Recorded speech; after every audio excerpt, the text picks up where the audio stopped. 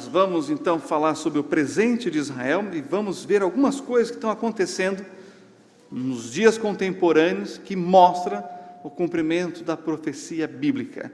E amanhã à noite nós vamos olhar para aquilo que ainda virá a acontecer. Tá certo? Que ainda é futuro. Porém, nós estamos vendo uma movimentação no cenário mundial, preparando para que os fatos que já estão descritos nas Sagradas Escrituras aconteçam. Como diz o pastor Thomas Gilmer, a Bíblia é o jornal de amanhã. Ela diz o que vai acontecer antes de acontecer aquilo que só vai acontecer no futuro. Essa é a palavra de Deus, que nós vamos dedicar um pequeno estudo amanhã, para entender um pouquinho mais sobre as Sagradas Escrituras.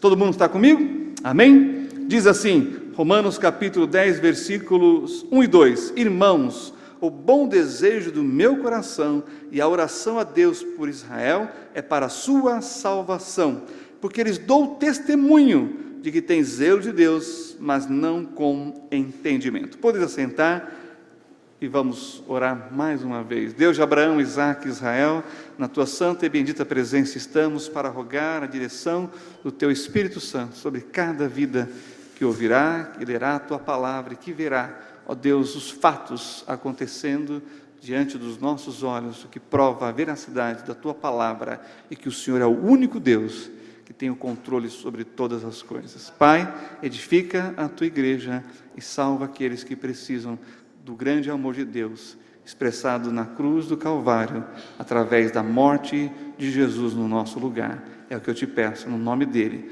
no nome que está acima de todo nome, no nome que todo joelho se dobrará e toda língua confessará que Jesus Cristo é o Senhor. É nesse nome poderoso que eu oro. Amém.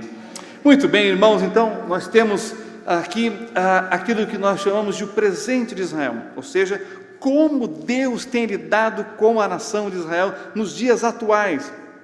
Vamos ver isso aqui ainda em Romanos, mas essa parte inicial mostra uma das coisas muito interessantes. Perceba que o apóstolo Paulo está dizendo, há zelo da parte dos judeus, mas lhe falta entendimento. Olha que interessante isso, porque nós, o povo de Deus, somos privilegiados pelo conhecimento, ou seja, a revelação de Deus completa. Irmãos, é interessante, e amanhã eu vou falar um pouco mais sobre isso, no meu curso de mestrado em estudos judaicos na USP, os meus professores judeus, como eles falavam com propriedade sobre a história do povo de Israel, e de repente eles vinham num clímax crescente, né, e paravam. Mas cadê? Falta mais, falta aquilo que está aqui no Novo Testamento. Eles não chegam, enquanto eles não crerem em Jesus, não tem como chegar. Nós vamos ver, por exemplo, amanhã, que nós evangelizamos os judeus usando apenas o Antigo Testamento, porque eles acreditam no Antigo Testamento. Depois que eles crerem em Jesus, aí eles vão crer no Novo Testamento. Zelo, mas falta entendimento. Por outro lado, nós temos muito conhecimento, mas às vezes falta o que para a igreja? Zelo. Percebam que tem que haver um equilíbrio aí, zelo e conhecimento, tanto da parte dos judeus quanto da parte da igreja do Senhor Jesus Cristo, e a Bíblia completa, Antigo e Novo Testamento, traz isso para a igreja do Senhor Jesus. E é isso que queremos expor nessa noite e também amanhã. No próximo slide, deixa eu dar uma cronologia envolvendo a nação de Israel, que é muito importante. Vamos pegar aí o ano 63 a.C., quando o Império Romano está no seu ápice e conquista Israel da mão dos Macabeus, que é um outro assunto à parte, e que eu amanhã não vai dar tempo, mas se você pensar na história dos Macabeus, que acontece no período interbíblico, né, nos 400 anos de silêncio, é muito interessante, porque nesse período nós vamos ter a festa das luzes, aquilo que os judeus chamam de Hanukkah. E é muito interessante porque o Natal, essas luzinhas que vocês estão vendo, a árvore, essas coisas, tudo, esses enfeites que nós estamos tendo na cidade, nas casas, o Natal copiou de Hanukkah. Porque é justamente no período de dezembro que se tem a festa das luzes, e aí você tem a festa que nós chamamos a festa do Natal, comemoramos o nascimento de Cristo. E aí, conversando com esse pessoal judeu que gosta de estudar o cristianismo e fazer algo comparado, você vai ver uma coisa bem interessante. Talvez eu vou desafiar vocês a fazerem em casa. Quem tem árvore de Natal em casa aqui, levanta a mão. Quando você chegar em casa, você vira a árvore de Natal de ponta cabeça. Você vai ter os 7 braços da Hanukkah, que tem mais um 8º, que é quando eles acendem as luzes. Coloca a árvore de cabeça para baixo e você vai ver o que eu estou falando. Tem algumas pessoas que não gostaram da ideia. Se fosse antes de enfeitar, até que dava, né? Mas imagina isso daí. Os judeus, então, eles têm uma Hanukkah, um castiçal de 8 braços assim, mas tudo certinho, que vai dar essa forma triangular, mas cabeça para baixo. Isso é a Hanukkah. Aí nós temos o Natal, que colocamos as luzes e assim por diante. Outra coisa interessante de curiosidade, antes de avançarmos aqui, porque esse período fala dos Macabeus. Deixa eu dizer uma coisa para vocês. Foi perguntado para o Rabino, nós como judeus podemos ter árvore de Natal? O que o Rabino respondeu? Não, de jeito nenhum. Por que não? Porque, ora, a árvore de Natal fala sobre a triunidade divina no seu formato triangular.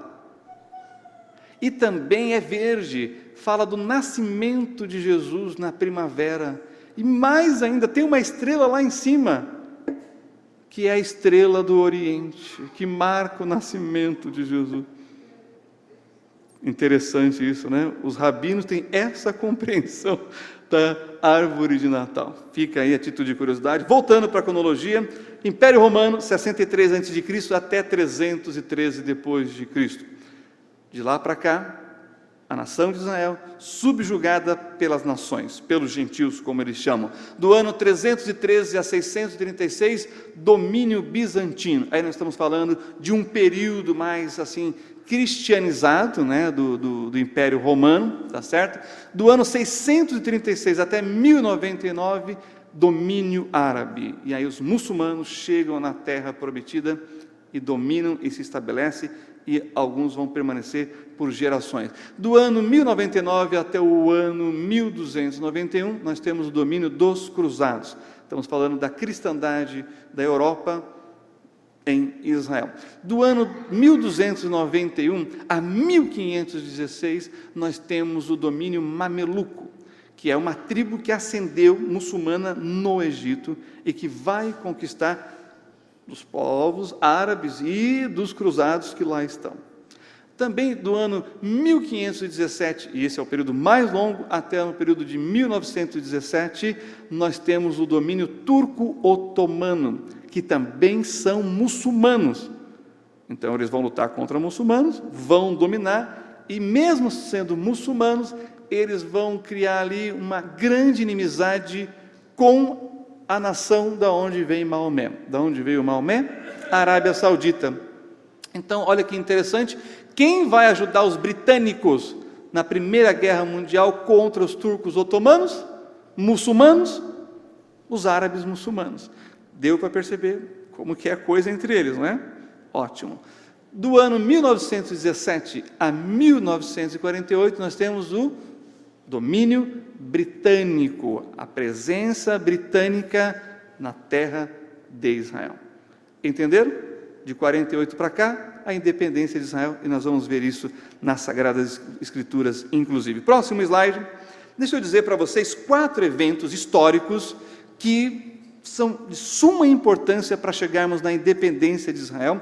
E o pastor Rômulo passou um pouquinho, en passant, como diriam os franceses, num breve texto dele. Nós vamos detalhar um pouquinho mais aqui, porque é bem importante. Então vamos lá.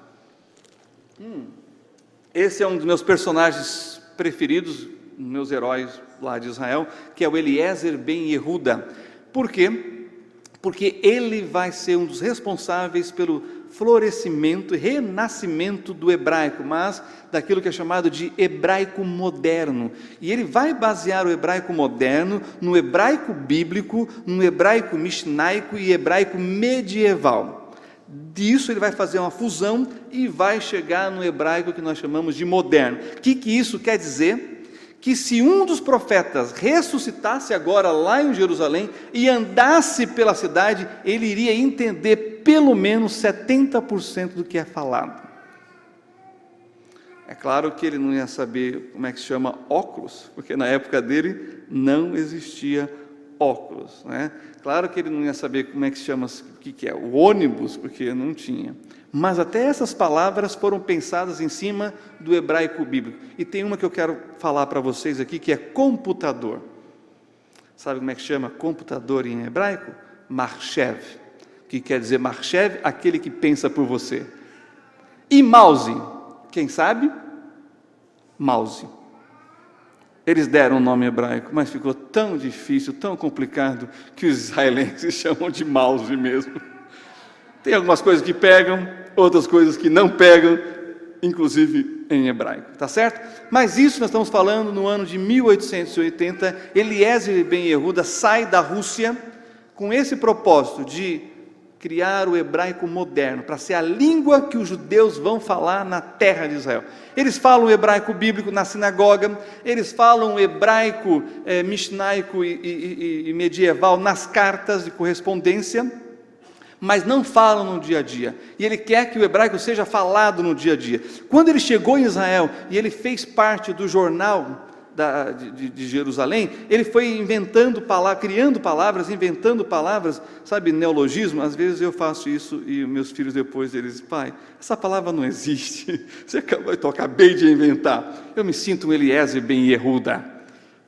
Só que não, como diriam os adolescentes. Irmãos, ele saiu da Rússia, passou pela Europa toda e chegou em Israel com esse nobre propósito. Mas ele fez um teste, ele foi passando de comunidade em comunidade judaica apenas falando em hebraico. E ele percebeu que ele foi compreendido pelos judeus, que ele saiu da Rússia, andando de capital em capital, na Europa, pegou ali, passou para a Turquia, veio descendo até Israel, falando nas comunidades judaicas espalhadas por essa região, só em hebraico, e ele foi compreendido. Então o teste dele foi esse: então eu posso trazer o hebraico como uma língua moderna. Mas quando ele chegou lá em Jerusalém com essa proposta, os judeus ortodoxos ficaram muito bravos com eles, porque eles disseram assim: Ivrit, Safá Kedushá, o hebraico é uma língua sagrada, você não pode colocá-la no dia a dia. Ele falou: mas é a língua dos nossos antepassados, eles falavam no dia a dia, você não pode fazer isso. Ele falou: eu vou fazer. No outro dia incendiaram a casa dele. Nem sempre esses grandes gênios são compreendidos na sua época. Hoje esses mesmos descendentes desses judeus ortodoxos falam o hebraico moderno no dia a dia, mas na época de Eliezer ben Yehuda não foi nada fácil, mas ele conseguiu todo dia uma palavra nova. E assim Israel foi no jornal, os judeus que estavam em Israel, lá no século 19, depois do século 20, começaram a falar o hebraico. Então percebam que o hebraico moderno é antes do Estado judaico. Primeiro evento, preparando para a independência do Estado de Israel. Próximo slide, nós temos a primeira compra de terra, grande compra de terra na Palestina por colonos judeus. E aqui é muito interessante, porque que terra que o Império Turco-Otomano vendia para esses judeus? Terras onde havia pântanos. Quem vai morar em um lugar pântano? Vai morrer de malária? Os judeus compravam, mas a preço de ouro. Quem foi um dos grandes compradores de terra?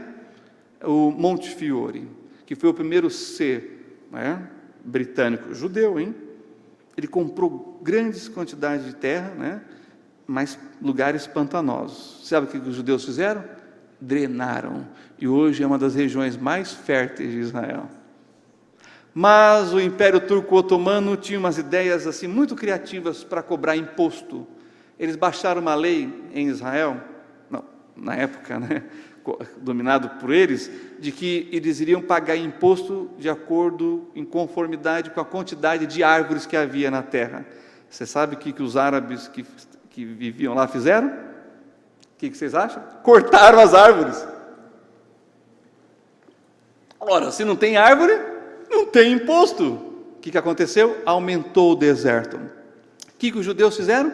começaram a plantar árvores. Há 100 anos, os judeus têm plantado árvores em Israel. Sabe quantas árvores eles plantaram em 100 anos? 20 milhões de árvores. Israel é o único lugar no mundo que fez o deserto recuar. Único lugar no mundo. Nos Estados Unidos não é assim, na Europa não é assim, no Brasil não é assim. Único lugar no planeta Terra é Israel, que fez o deserto recuar, mesmo pagando impostos para os turcos otomanos. Essa é a história de Israel. Pode colocar o próximo slide. Olha que interessante, o terceiro grande evento é a primeira Aliá. Aliá é a onda imigratória dos judeus de várias partes do mundo para Israel, mas de forma organizada. Desde o domínio romano até os dias do mandato britânico, sempre houve judeus na terra de Israel. E sempre vieram judeus de volta para a terra de Israel, de diversas partes do mundo. Aliás, irmãos, Israel é um milagre dar certo, porque imagina, existe em Israel pessoas vindas de mais de 100 países diferentes, convivendo com culturas, costumes diferentes, língua diferente. Claro, tem o hebraico que é para ser aprendido aí. Imagina quando a gente vai para o norte, para o nordeste ou para o sul, às vezes a gente não entende o que é dito, ou quando a gente vem para o interior, no interior a gente entende tudo, porque vocês falam muito bem. 4 anos que eu morei aqui, quando eu voltei para São Paulo, o pessoal falou, você viveu mesmo no interior, né? Porque eu voltei falando porta e porteira. Fecha parênteses aqui. Mais de 100 países de judeus voltaram para Israel. E como é que eles conseguiram criar um estado tão próspero e rico numa região que tinha pântano e deserto? É uma graça divina, é um milagre de Deus. O que vocês estão vendo aí é um dos primeiros kibbutz em que as formações agrícolas em que eles tiveram que trabalhar a terra. Deixa eu dizer uma coisa antes, nós vamos chegar no kibbutz, mas irmãos, eles tiravam as pedras num dia para depois plantar. E o que eles encontravam no outro dia, depois que eles dormiam? Mais pedras. Depois eu vou falar umas coisas que só em Israel que acontece isso, tá bom? Mas aqui eu quero dizer uma outra coisa muito importante. Que esse termo aliá é um termo religioso, bíblico. Aliá quer dizer subida. Mas que subida? Aquela subida da peregrinação. É aquela subida que o judeu faz quando ele ia na época bíblica para Jerusalém. Olha que interessante. Se você estiver no sul de Israel, você está subindo para Jerusalém. Mas e se você estiver no norte de Israel e for para Jerusalém? Você vai subir para Jerusalém. Você não desce para Jerusalém. Por quê? Porque Jerusalém está construída sobre 7 montanhas. Então, do sul, do leste e do oeste, mesmo do norte, quando você vem para Jerusalém, você sobe. Você chega até o pé das montanhas e sobe para Jerusalém. Essa palavra também tem um significado bíblico que está ligado com a oferta que era levado no altar. Quando se queimava a oferta, sabe a fumaça? Aquilo é chamado de aliá, que sobe até a presença de Deus e é agradável. Então, essa palavra que significa, modernamente, o imigrante, imigrar para Israel, tem o sentido de elevar-se espiritualmente na presença de Deus. Próximo slide, olha só que interessante que nós temos, não é? Quando você vê essas imagens, você tem a seguinte ideia: esses judeus que vieram de todas as partes do mundo e continuam vindo, eles vieram para Israel com um propósito: se elevar diante de Deus, para poder elevar a nação de Israel diante dos homens. Entenderam isso? Ou seja, se eles não tivessem uma compreensão espiritual da Bíblia, eles não poderiam restaurar a nação que foi dos seus antepassados no período bíblico. Sabe o que vai acontecer, irmãos? Quando eles chegam em Israel, eles vão mudar os nomes deles. Nomes europeus, nomes dos países árabes, nomes que eles no norte da África, do continente asiático. Eles chegaram com esses nomes, mas quando chegaram em Israel, pisaram em Israel, eles mudaram de nome para os nomes da Bíblia, e os nomes estão ligados com a terra de Israel. Isso é realmente muito interessante. Nós tivemos um problema quando chegamos lá na alfândega, porque como são soldados que abordam a gente, que recebe a gente, que dá o visto de entrada, nós estávamos em família, ele falou assim: quem é a Jane? Eu falei: a Jane é minha esposa. Mas você não é o Dutra? Eu falei: eu sou o Dutra. E quem é o Camargo? Porque a minha esposa chama-se Jane Leni de Camargo Dutra. Eu falei: Camargo é da família dela, mas ela não é casada com você? Ela é casada comigo. E quem é o Dutra, o Camargo? Vocês estão percebendo que coisa lá atrás de decisão que eles tomaram afetam eles? Sabe por quê? Depois que eu fui me tocar, eles estavam achando que nós éramos Olim Hadashim, novos imigrantes. Vocês não são judeus? Eu falei: não. Então tá bom, pode entrar. Não estava entendendo que nós não, que os não judeus têm, aí sim, vários sobrenomes, mas o judeu, um sobrenome só. Eles podem ter nome composto, mas sobrenome, um só. Aí que nós fomos entender, irmãos, ficou assim uns 10, 15 minutos essa coisa de nome. Isto é aliar, o direito de retorno que todo judeu tem, de qualquer lugar do mundo, de voltar para Israel. Isso é assegurado a eles. Pode passar o próximo slide. Olha só o que nós temos aqui: o retorno dos judeus para a terra, profetizado nas Sagradas Escrituras. Vá comigo para Isaías, capítulo 43, depois nós vamos ler Jeremias. Presta atenção no que nós vamos ler, irmãos, porque é simplesmente maravilhoso o que está escrito aqui como profecia que se cumpriu nesses dias, está se cumprindo nos nossos dias isso. Deixa eu dizer para vocês, enquanto nós chegamos lá em Isaías capítulo 43, sabe, em 2017 foi o ano que mais judeus brasileiros imigraram para Israel, e foi feita uma pesquisa: por que vocês estão voltando para Israel? Sabe o que o judeu brasileiro foi buscar em Israel? Oportunidade e segurança. Ouviram o que eu disse? Oportunidade e segurança. É mais seguro criar filhos lá. Agora, irmãos, esse ano nós estivemos lá em família, estávamos num ponto de ônibus, esperando um ônibus, parou um ônibus e desceu umas crianças, 12, 13 anos, maiorzinhos, e uma criança de uns 8 anos de idade. E ele saiu andando pela calçada, sozinho. Como assim, uma criança de 8 anos de idade andando? Eu falei: não, eu tenho que fotografar isso.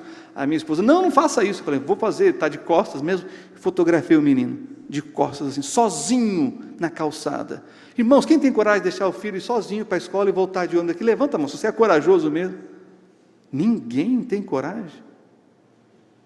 Em Israel é a coisa mais comum. As crianças pegam um ônibus, vão para a escola sozinhas e voltam, porque é seguro. Filho do meu amigo começou a estudar robótica. Sabe o que é robótica? Sabe quando ele começou a estudar robótica? Depois de ter sido alfabetizado. Tem curso de robótica lá em Jerusalém, em Israel, para criança, depois que ela é alfabetizada. Igualzinho o Brasil, 6 dias por semana eles estudam. Eu comentei na casa do pastor Rômulo, só a Universidade Hebraica de Jerusalém tem 7 prêmios Nobel. Só uma universidade em Israel tem 7 Nobel. Sabe quanto prêmio Nobel nós temos no Brasil? Um país de 210 milhões de pessoas. Alguém sabe quanto? Nenhum. Isso é a nação de Israel, feita por esses imigrantes, que voltaram muitas vezes sem nada, só com a roupa do corpo, porque foram expulsos das nações onde eles viviam. Tá certo? Avançando aqui, vamos ler profeta Isaías, capítulo 43, versículos 5 e 6, que diz assim: não temas, pois, porque eu estou contigo, trarei a tua descendência desde o Oriente. Quase todos os judeus de origem árabe voltaram para Israel, com uma mão na frente e outra atrás, sem nada dos seus bens. E te ajuntarei desde o Ocidente. Os judeus argentinos estão voltando para Israel. Os judeus brasileiros estão voltando para Israel. O ano passado foi o maior número de judeus franceses voltando para Israel. Por quê? Porque eles estão sendo perseguidos na França. O Ocidente voltando. E olha só o versículo 6: direi ao norte, dá, e ao sul, não retenhas. Trazei meus filhos de longe e minhas filhas das extremidades da terra. Existe 1 milhão de judeus russos em Israel. Tem agora um grupo de judeus chineses. Já parou para pensar nisso? Judeu com o olhinho puxado, vindo. Irmãos, todos os judeus da Etiópia, judeus negros, foram resgatados.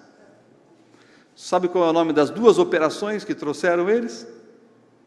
É a Operação Moisés, que casou com uma etíope, lembra disso, a Quetura? E a outra Operação Salomão. Lembram da rainha de Sabá, na Etiópia? Essas 2 operações, eles trouxeram todos os judeus. Então eles levaram os judeus caminhar até o deserto no Sudão, na fronteira, e aí então eles chegaram lá com os aviões, eles estavam trazendo de barco, mas não estava sendo muito produtivo, então eles foram de aviões. Quando eles chegaram lá, eles viram a multidão, eles tiveram que arrancar os bancos dos aviões. Só que teve um outro problema, eles contaram as pessoas, e quando colocou todo mundo dentro do avião, o avião não conseguia decolar. Como assim? Mas nós estamos contando as cabeças das pessoas aqui. As mulheres levaram as crianças, e elas estavam agarradas nas pernas, dentro do vestido delas, das túnicas. Como que o avião vai subir? E agora, como é que deixa uma parte para trás? Isso é a operação de trazer todos os judeus etíopes para Israel. Agora, esses judeus etíopes que chegaram em Israel, eles não sabiam o que era uma torneira, não sabiam o que era água encanada, não sabiam o que era uma privada. E eles foram incluídos no país. E hoje eles são profissionais liberais, políticos, eles estão no exército, são grandes soldados e foram ascendendo socialmente em Israel. Vá comigo agora então para Jeremias, só para fechar essa parte dessa profecia, né?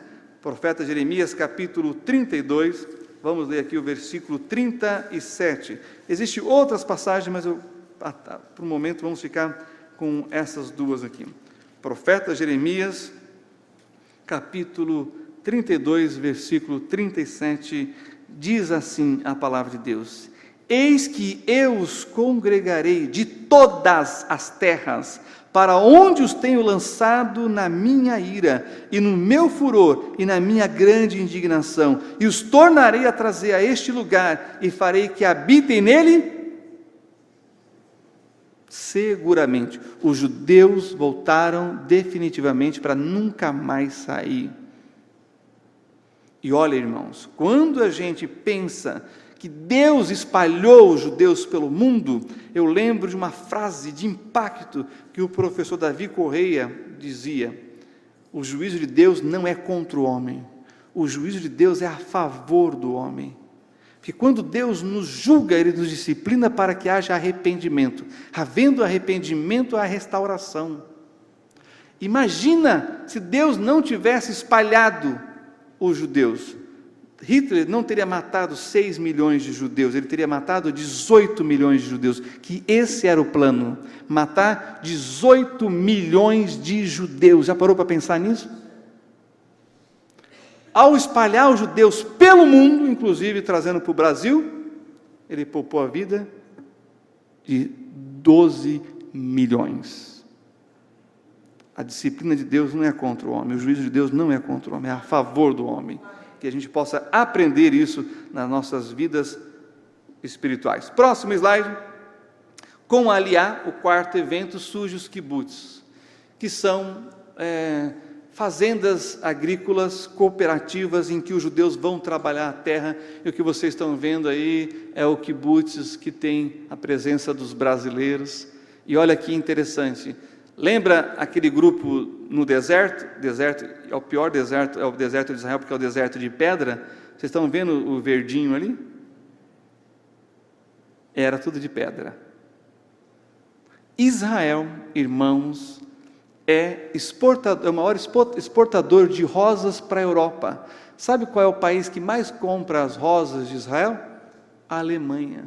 Sabe quem é o maior aliado de Israel na Europa? A Alemanha. Não é à toa que a Alemanha é um dos países mais ricos da Europa. Pós-guerra, hein? Eles têm uma aliança com Israel, irmãos, que é uma das coisas mais admiráveis que nós podemos destacar em relação à Europa.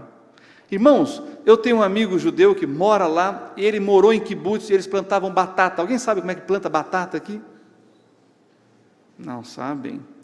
Você corta a batata e planta. É assim. Imagina, eles compraram um carregamento de batata holandesa, aquelas batatonas enormes, e eles foram plantar nos kibbutz. Depois veio a colheita, as bolinhas de gude. Meu Deus do céu, que tristeza que foi ele falando para a gente. E agora, nós estamos plantando com a mão, nós temos que plantar com a cabeça. Terceira colheita, irmãos. Eles estavam exportando batata holandesa para a Holanda. Essa é a nação de Israel, que começou com pessoas que vieram de várias partes do mundo para plantar e fazer o deserto florescer e ser um país que planta tudo o que consome, que precisa. Vocês sabiam que nós não plantamos tudo o que nós precisamos? Vocês sabiam que não quer dizer que nós não temos capacidade, mas não plantamos tudo o que precisamos. Vocês sabiam que nós mandamos automóveis e eletrodomésticos para a Argentina, e sabe o que eles mandam para cá? Farinha de trigo. Porque nós não plantamos toda a farinha de trigo que nós precisamos. Israel é um dos poucos países no mundo que planta tudo o que precisa para consumir. E ainda importa, é claro, tá certo? Então, eu tenho que parar aqui para me conter, senão não termina a mensagem. Mas é uma das coisas assim mais impressionantes, quando a gente começa a ir nesses lugares, nos kibbutz, e ver o que eles produzem. Mas olha que interessante, eles têm só para finalizar essa parte, eles têm uma fábrica de chocolate lá, que é uma das coisas mais deliciosas, compete com chocolate suíço. Mas eu descobri uma coisa, o cacau é brasileiro. E aí, irmãos, passando lá em Israel, tinha uns chocolates suíços na promoção. E aí um casal de judeus brasileiros, vocês podem mandar para a nossa família um chocolate suíço? Eu falei, claro, leva para o Brasil, chocolate. Nós pegamos na promoção, o povo vai gostar lá no Brasil. Aí eu peguei a embalagem, comecei a olhar, a ler, chocolate suíço, mas o cacau também é brasileiro. De um jeito ou de outro, irmãos, nós estamos nessa fazendo história. Vocês sabiam que nós alimentamos 1 bilhão de pessoas? O nosso agronegócio, que nós produzimos de comida, alimenta 1 bilhão de pessoas nesse mundo. Puxei um pouquinho a sardinha para o Brasil, mas vamos continuar. Próximo slide. Quando essa ideia de restaurar a nacionalidade do povo judeu na terra de Israel surgiu? No caso Dreyfus, que era um oficial francês, que foi acusado de alta traição no exército francês, que foi humilhado e mandado para a Ilha do Diabo, onde Napoleão Bonaparte foi preso também. E quem estava lá presenciando isso? Um jovem jornalista muito talentoso, próximo slide, chamado Theodor Herzl. Ele viu aquilo e ele pensou assim, se nós não tivermos uma nação, como é que nós vamos nos defender de coisas desse tipo? Porque anos depois foi comprovado que o Alfred Dreyfus era inocente, que estavam desviando as coisas e colocaram a culpa no judeu, o bode expiatório. Ele disse, nós temos que fazer alguma coisa. E ele então começou a trabalhar. Próximo slide. E ele escreveu o Estado Judeu. Ele lançou as bases de uma nação autônoma, independente, autossuficiente em Israel, democrática, plural, mas também com viés socialista. Mas não durou muito, os kibbutz que começaram socialistas se tornaram capitalistas e eles estão muito bem, obrigado. Bom, ele buscou os ricos, os judeus ricos no mundo, para apoiar. Os ricos falaram, eu não vou me meter nisso aí não, porque isso está ligado com a política internacional. Então ele convocou os pobres. Olha que interessante, próximo slide. Esses judeus pobres participaram do primeiro congresso sionista na Basileia. E lá ele funda o movimento moderno do sionismo, que seria um movimento que procura estabelecer na Palestina um lar nacional para o povo judeu.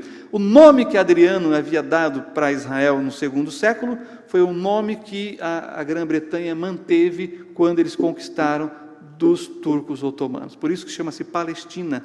E olha que interessante, os judeus, quando eles saíam de Israel, eles saíam com o passaporte de Palestina e eles eram chamados de palestinos, os próprios judeus que habitavam lá. Então isso é bem interessante. Quem está nesse congresso? 4 judeus crentes, dos mais importantes na articulação com o mundo cristão. Eu não sei se vocês perceberam, mas eu estou com uma pulseirinha aqui, azul, que está escrito Friends of Zion, que é o do Museu Amigos de Sião que tem em Jerusalém. Cadê o irmão Estevão? Você foi nesse museu? Não foi? Esse museu é um museu judaico de homenagem aos cristãos que apoiaram a possibilidade de Israel voltar a ser um lar nacional para os judeus. É de arrepiar. Está lá o Oswaldo Aranha, tenho outros, e olha, irmãos, eu me emocionei naquele lugar. Os crentes realmente foram fundamentais para o renascimento do Estado judaico. Isso é tão verdade que existe um museu para reconhecer isso, feito pelos judeus, em gratidão a esses cristãos. Deixa eu dizer uma coisa, pastor Romulo, que talvez o senhor não saiba, mas o tataravô do Bush, ou bisavô do primeiro presidente Bush, ele era professor de escola bíblica dominical e escritor, e ele escreveu sobre que Israel voltaria a ser nação. O livro dele, em uma semana, isso eu estou falando há anos atrás, vendeu em uma semana 1 milhão de cópias. Ele é homenageado, o antepassado do George Bush. E eu fiquei pensando assim, não foi à toa que o George Bush, pai e filho, se tornaram o quê? Parou para pensar nisso? O tataravô, não chega tão longe, mas o bisavô era um crente que ensinou para sua família e na igreja: Israel vai voltar a ser nação, quando ninguém acreditava nisso. E o livro dele vendeu em uma semana 1 milhão de cópias. Aí você vê o descendente assumindo o posto de presidente da maior potência do mundo. Estão entendendo o que nós lemos em Gênesis 12? Abençoarei os que te abençoarem. Próximo slide. Então, para finalizar, o que o Theodor Herzl vai dizer? Na Basileia foi fundado o Estado judeu. Talvez daqui a 5 anos, com certeza em 50 anos, todos se darão conta disso. Bem, para você se situar aí, ele disse isso no dia 20 de agosto de 1897. No dia 20 de novembro de 1947, as Nações Unidas, 50 anos depois, faz a partilha. Ele é chamado de profeta moderno do Estado de Israel. Próximo slide, avançando, olha só o que nós temos: a Primeira Guerra Mundial. Depois de tudo isso que nós vimos, os britânicos conquistam, e deixa eu dizer uma coisa para vocês, irmãos, que é uma das coisas mais impressionantes que está no próximo slide. Isso aqui é muito significativo. Os britânicos venceram, e eles venceram por causa de um judeu químico chamado Chaim Weizmann. Ele desenvolveu a pólvora sintética. Irmãos, deixa eu mexer com vocês aqui. Vocês já viram o batom que vocês têm, o formato que é? Sabe que formato que é? De uma bala. Para que a indústria de cosmético possa ser transformada em fábricas de munição e armamento em épocas de guerra. Na história da humanidade, sabe quando o homem não esteve em guerra nos lugares? Quando acabava a munição. Aí dava uma trégua para fazer mais munição e, boa notícia, não tem mais trégua, porque agora é sintético, não para, não acaba. Claro que eu estou sendo irônico aqui. Porém, eles venceram a guerra, e os britânicos, a rainha, a majestade, perguntou: o que nós podemos fazer por vocês? Ele falou assim: devolva a nossa terra, vocês conquistaram dos turcos otomanos. E eles fizeram a declaração Balfour. A Inglaterra não cumpriu a promessa. Sabe o que vai acontecer na Segunda Guerra Mundial? A Alemanha vai jogar bombas em cima de Londres, do Palácio de Buckingham e a Inglaterra, potência mundial, rivalizando só com a França, deixam de ser. A Inglaterra nunca mais se ergueu como potência mundial. Quem subiu como potência mundial? Aqueles que foram ajudar a parar o extermínio de judeus, os Estados Unidos da América, que vai surgir como a grande potência mundial até hoje. Próximo slide. Mas eu quero falar de um homem de Deus, chamado General Edmund Allenby. Olha só, essas fotos que vocês estão vendo aí, elas têm um significado, eu quero ilustrar isso aí para vocês.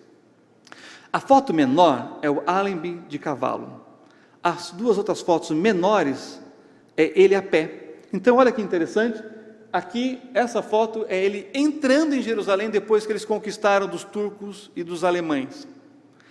A outra foto é ele dentro de Jerusalém. Agora, guardaram isso? Ele entrando, ele chegando de cavalo, ele a pé entrando e ele a pé dentro. Quando o Kaiser da Alemanha esteve nesse mesmo lugar em Jerusalém, na parada triunfal dele, na entrada triunfal, melhor dizendo, ele no cavalo e com o capacete com aquelas plumas, está vendo esse portão? Aquele portão ali? Ele faz curva. E ele disse, eu não vou entrar aí, porque o meu capacete pode encostar e eu não vou me inclinar. Aí sabe o que ele mandou fazer? Derrubar o portão. Aí os turcos falaram, não, isso aqui tem 500 anos que nós reconstruímos. Essas pedras aqui podem ser pedras do templo. Nós não vamos quebrar um portão de tantos séculos. Sabe o que fizeram? Quebraram o muro lateral. E o Kaiser da Alemanha entrou, todo imponente. Resultado da guerra, os alemães e os turcos perderam. Chegou os britânicos. Aí o Edmund Allenby, subindo para Jerusalém, ele para e desce do cavalo. E entra a pé. E depois os jornalistas fotografando. Depois, na comitiva, os jornalistas perguntam, general, por que o senhor entrou a pé? Prepare-se para ouvir o que ele disse. Como eu poderia entrar montado num cavalo, onde o meu rei Salvador entrou montado num jumentinho? Está aí a prova, irmãos. Ele a pé, ele no cavalo, desceu do cavalo e entrou a pé. É bem diferente do que o Kaiser da Alemanha. Próximo slide. Avançando aqui, nós temos a Segunda Guerra Mundial. 6 milhões de judeus, 1,5 milhão de crianças. O que elas fizeram? Nasceram judias. 1,5 milhão de crianças mortas. Câmaras de gás, jogadas na parede, assassinadas a sangue frio. Resultado, próximo slide. A partilha de Israel. Foi perguntado para um rabino, por que Deus permitiu o holocausto? E ele, como um bom judeu, ele respondeu com uma outra pergunta. Se não houvesse o holocausto, haveria Israel? As nações não tinham moral para impedir que os judeus tivessem a sua pátria. E olha o que vocês estão vendo aí nesse mapa, quando foi dividido, está vendo o amarelinho ali? É a Jordânia. Os árabes, todos os árabes que estavam em Israel, era para viver na Jordânia. Não foram. Então eles dividiram de novo Israel. Está vendo essa parte amarela aqui desse lado, vocês aqui? É o território dos árabes. Está vendo a parte escura? É o território de Israel. Mas vocês estão vendo ali na divisa da parte amarela? Daquela divisa da parte amarela para baixo é deserto. Entenderam? Eles deram a parte deserta para os judeus. Só que os judeus aceitaram, mas os árabes não. E aí o que acontece? Próximo slide. A guerra. Vão atacar Israel. Mas, antes disso, no dia 14 de maio, o primeiro-ministro de Israel, chamado Davi Ben-Gurion, ele vai dizer, na terra de Israel formou-se o povo judeu. E a última frase ele diz, em confiança à rocha eterna. Sabe quem está se referindo? Próximo slide. Olha só, aqui é o Estado de Israel. Por 2000 anos esperamos por esta hora, e agora aconteceu. Quando o tempo se cumpre, nada pode resistir. Mas o Davi Ben-Gurion, ele era ateu. Mas ele falou, aqui em Israel, até o ateu crê em Deus.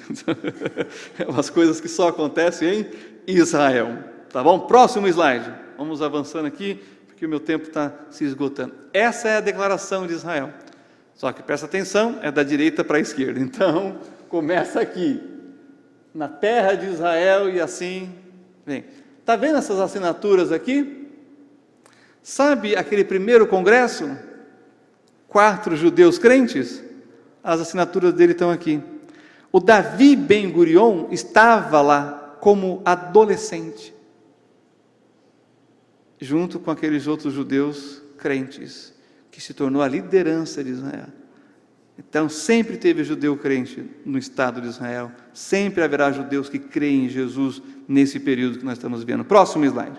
Vamos avançar aqui. Bem, existe um ditado popular judaico que diz que Deus, quando distribuiu a beleza no mundo, uma para o mundo todo, 9 para Israel. Mas quando ele distribuiu o juízo, as guerras, uma para o mundo e 9 para Israel.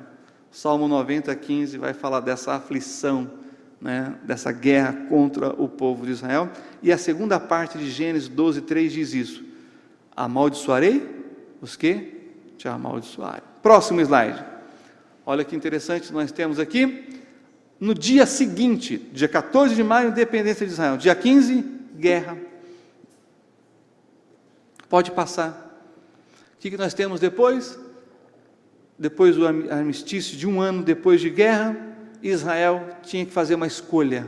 Aquele Davi Ben-Gurion, ele tem que escolher uma coisa que vai ser a escolha mais difícil dele, chamada de escolha de Sofia. Ele está com 3 frentes de batalha, uma no norte contra o Líbano e a Síria, uma no sul contra o Egito e uma em Jerusalém contra a Jordânia, e não dá para vencer as 3, ele tem que sacrificar uma. Sabe qual que ele sacrificou?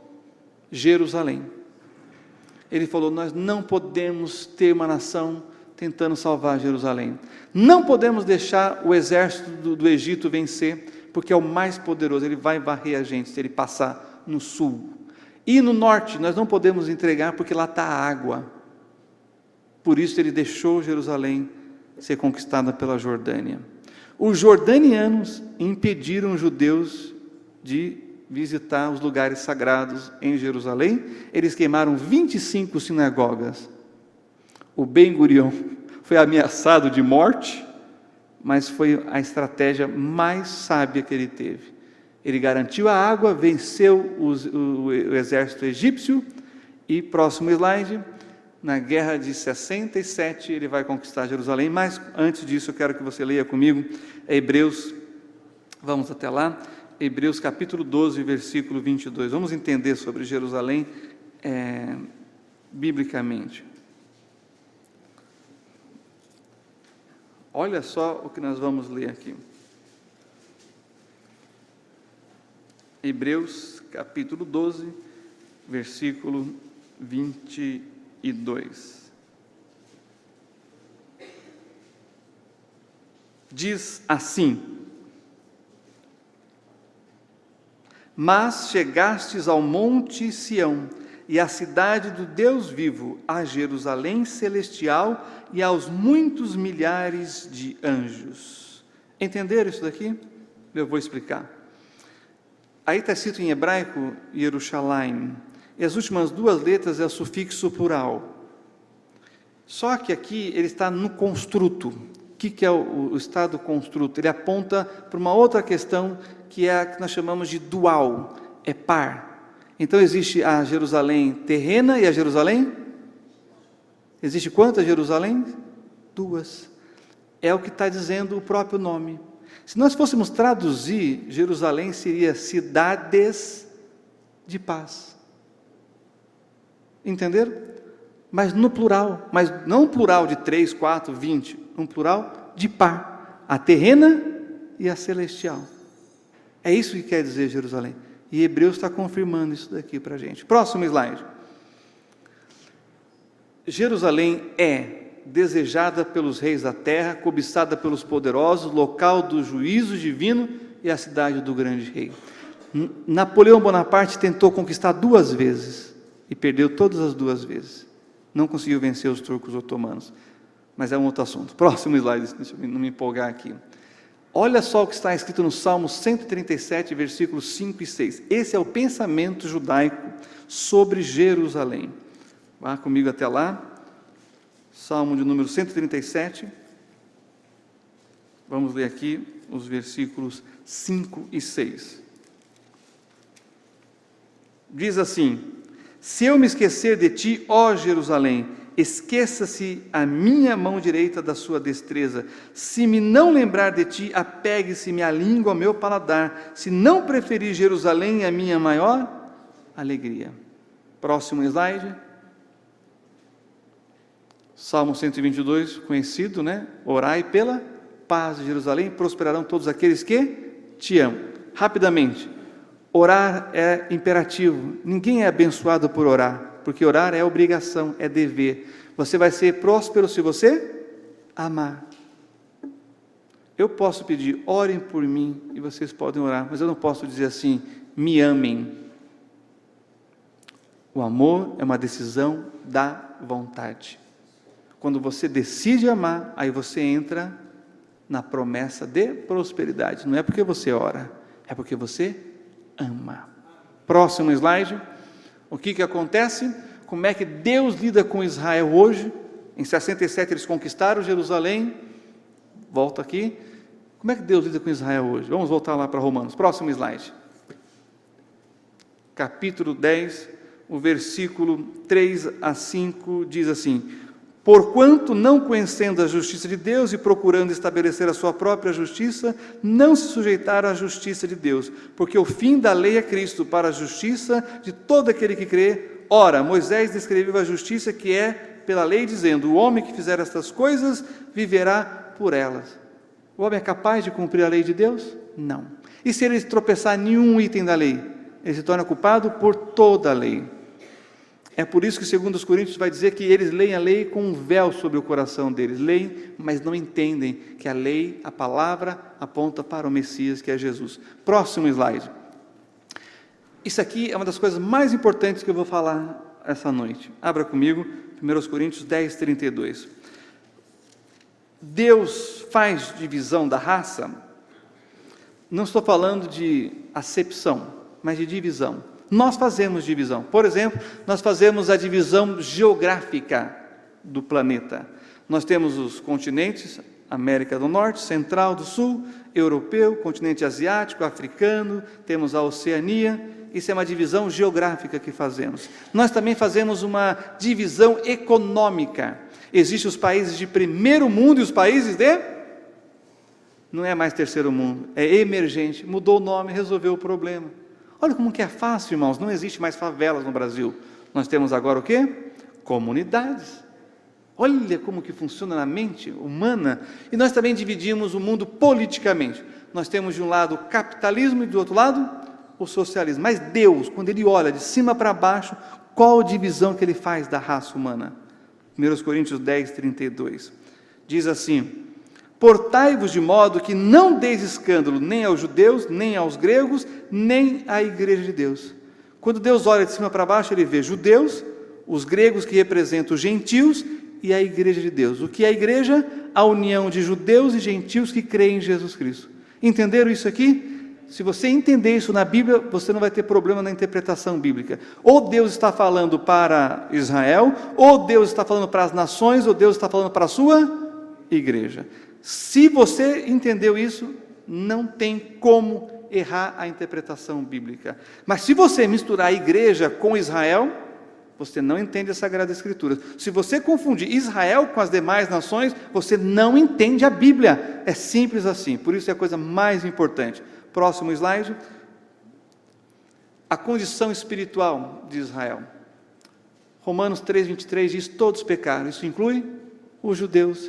Tem muita gente, irmãos, no modismo, buscando na internet informações sobre os movimentos judaicos, e olha só a confusão. É um ministério de perturbação, porque eles falam tanta coisa sem base, porque eles não creem no Novo Testamento. Como é que eles podem saber a história toda? Não sabem. Eles contam metade do filme, e a outra metade? Não sabem. Então é uma confusão, irmãos. E vou dizer uma coisa para vocês, antigamente a coisa mais importante era a informação, hoje a informação está a um clique. Deixa eu dizer outra coisa para vocês, os jovens dessa igreja, os adolescentes dessa igreja, eles têm muito mais capacidade de interpretar o livro do Apocalipse do que os maiores teólogos de 200 anos atrás, porque os maiores teólogos de 200 anos atrás não tinham as informações que nós temos hoje. Porém, então, hoje a coisa mais importante não é a informação, é a fonte. É confiável, é digno, é verdadeiro. O que está por detrás disso? Por isso que está na moda essa expressão em inglês, fake news. Porque está aí a informação, mas é verdadeira? Tem que ser, porque senão não vale de nada. Então qual é a fonte? A fonte são igrejas sérias que levam a Bíblia a sério. Porque na internet, irmãos, é uma coisa muito confusa e parte o coração, porque as pessoas começam a acreditar em coisas das quais vocês ficam assustados. Nós que trabalhamos com os judeus diretamente, você vê cada coisa absurda. Tem gente não judeu pegando as letras hebraicas e colando em partes do corpo. Aí você pergunta, para que isso? Para transmitir a energia dessas letras. Meu amigo, isso é só um adesivo com uma letra. Mas eles acreditam nisso, o pastor Rômulo. E as coisas vai sendo assim. Mas esse é outro assunto. Qual é a condição espiritual dos judeus? Tão pecadores quanto qualquer outro. E pecador precisa de salvação. Amém. Próximo slide.